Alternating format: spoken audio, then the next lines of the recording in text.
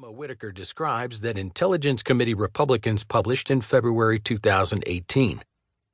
The memo explained some of the major problems we'd found with the FISA warrant on Carter Page, namely that the FBI relied on unverified accusations from the Steele dossier. The memo was denounced by the entire mainstream media, fueled by the DOJ's publication of a letter to me claiming they were unaware of any wrongdoing related to the Page FISA, that it would be extraordinarily reckless of us to publish the memo without letting the DOJ and FBI see it first, and warning me of the damaging impact the memo's publication could have on our national security and our intelligence sharing with allies. Of course, the only thing damaged by these revelations was the reputation of the DOJ and FBI officials who exploited the ridiculous Steele dossier as an excuse to spy on an American citizen. As Whitaker notes, in late 2019, the DOJ Inspector General published a report on the Carter Page FISA that found a stunning degree of malfeasance, especially involving their use of the Steele dossier.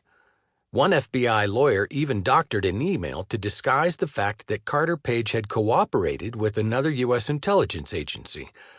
The FISA court then banned numerous agents involved in the Page FISA from making any further submissions to the court. Remember, these agents' work had been championed by the media for nearly 3 years while their innocent victim, Carter Page, was widely portrayed as a treasonous Russian asset. In fact, the collusion hoax birthed a whole strange neo-McCarthyite atmosphere among the left where anyone who wouldn't go along with the hoax was ritually denounced as a Russian puppet. I was not immune to the attacks. I had publicly advocated a stronger response to Russian aggression since 2014, and in April 2016, I argued on national television that our biggest intelligence failure since 9/11 was our failure to predict Putin's plans and intentions. My hawkish position on Russia has never changed. Yet, when I began arguing that the Steele dossier was absurd and that there was no evidence of Trump officials colluding with Putin, I suddenly began getting attacked as a Russian asset by Democrats, left-wing groups, the media, and an army of Twitter bots.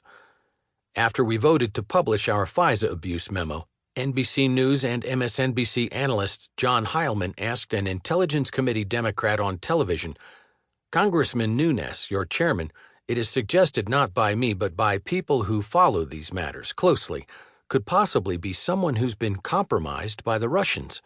Is that something you consider a possibility?" Being denounced as a Russian stooge for revealing abuses of the FISA process was one of the many surreal elements of this whole episode.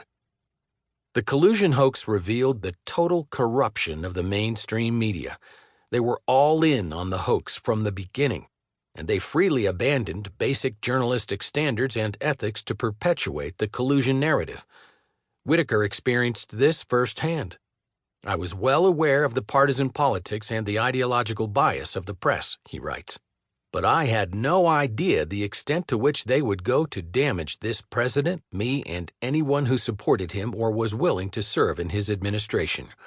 I still thought there were some fundamental rules of fairness that almost everyone in positions of power and responsibility followed. I freely confess now, I was wrong." There is some irony that the collusion hoax ultimately imploded with the report and subsequent testimony of Special Counsel Robert Mueller.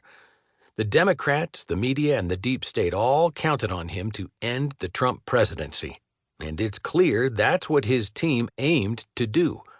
But as Whitaker details, they couldn't create Russian collusion out of nothing, and after a year-long FBI investigation followed by the 2-year-long Mueller probe, nothing is exactly what they had.